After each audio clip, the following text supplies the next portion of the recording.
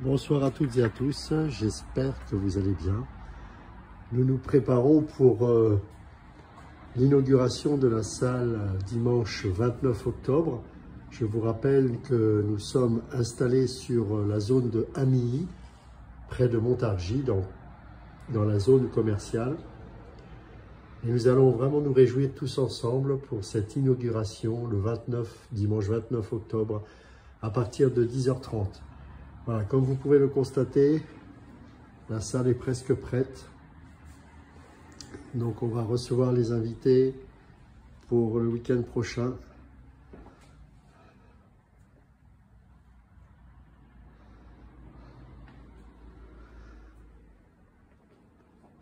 Donc ce sera un lieu où nous allons pouvoir nous tourner autour des Écritures, de la parole de Dieu. Nous allons pouvoir aborder différents sujets. Que nous dit la Bible sur le Seigneur Jésus, qui il est? Vous savez que vous avez des chrétiens qui ne savent même pas réellement qui il est. Il y en a qui disent qu'il est Dieu, d'autres qui disent qu'il n'est pas Dieu. Donc il y a tellement de choses à aborder. Est-ce que vous savez réellement ce qu'est le salut? Qu'est-ce que le salut? Qu'est-ce que le rachat? En quoi nous n'avons plus rien à craindre une fois que nous sommes sauvés? Quels sont les fondements scripturaires de l'assurance du salut? Quel est le rôle de ce qu'on appelle communément dans l'Église évangélique le combat spirituel? Est-ce que c'est biblique? Et en quoi cela consiste? Qu'est-ce qui nous est réservé après la mort? Vous avez des chrétiens qui ne croient même pas qu'il y a une vie après la mort. Vous vous rendez compte?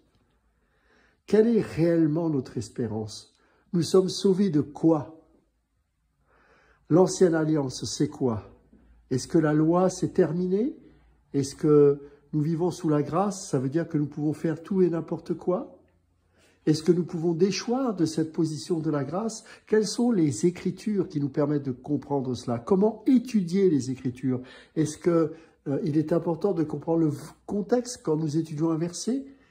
Quelles sont les pensées intellectuelles de Paul ou de Pierre? Leur style? Trahissent-ils une manière de penser qui est différente? Qu'est-ce qu'une pensée cartésienne? Qu'est-ce qu'une pensée circulaire? En quoi c'est important de comprendre pour interpréter correctement les Écritures? Bref, il y a tant et tant de sujets. Que dit le Seigneur dans les Écritures, dans sa parole, au sujet de l'avortement? Qu'est-ce qu'un père? Qu'est-ce qu'une mère? Qu'est-ce qu'un mariage? Pourquoi dit-on qu'un mariage est avant tout spirituel? Bref, vous voyez qu'il y a encore beaucoup de choses à comprendre. Donc ce sera un temps où il y aura des cultes, bien évidemment. Nous allons louer le Seigneur, échanger. Ce sera un endroit où vous pourrez poser des questions et nous tenterons d'y répondre par la grâce de Dieu. Nous y étudierons aussi l'histoire de l'Église. Dans la semaine, nous aurons des enseignements. Vous savez que l'école d'Idache existe depuis 3 ans sur Internet.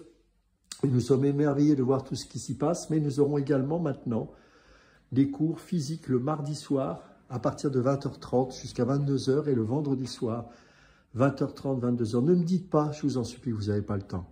On est capable de voir une série télévisée, un documentaire. On est capable de passer 1 heure sur TikTok. Ne me dites pas que vous avez le temps.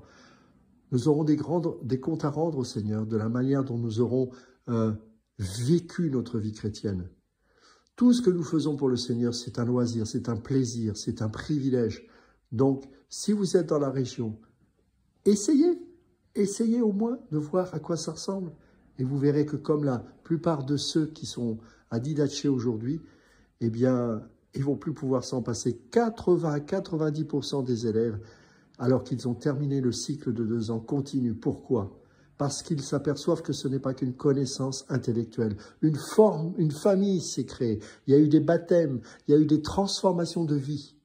Et aujourd'hui, nous sommes une vraie famille. Et lorsque nous avons un groupe WhatsApp dédié à Didache, lorsque nous partageons les fardeaux les uns les autres, nous sommes impliqués parce que nous formons une famille. Nous prions ensemble. Ce n'est pas une connaissance intellectuelle. C'est une vie que nous essayons de transmettre par la grâce de Dieu. Et cela a suscité une église, une assemblée, parce que nous sommes faits de pierres, nous sommes des pierres vivantes, qui sommes appuyés sur la doctrine de Christ et le fondement apostolique des 12 apôtres. Voilà ce que je voulais vous partager. Et si vous êtes dans la région de Montargis, venez nous voir, venez échanger et librement afin de pouvoir nous connaître. Vous savez, c'est un privilège d'avoir un endroit dans une ville comme ça où au niveau des Écritures, c'est tellement le désert. Oui, il y a des églises, mais quand je vois ce qui est prêché, c'est assez affligeant. Eh ben, c'est un privilège de venir ici et de pouvoir, par la grâce de Dieu, recevoir des enseignements scripturaires. Soyez bénis, nous sommes dans la joie, nous sommes excités de tout ce qui va se passer durant ce dimanche. Et voilà, venez vous réjouir avec nous. Que Dieu vous bénisse et à très bientôt.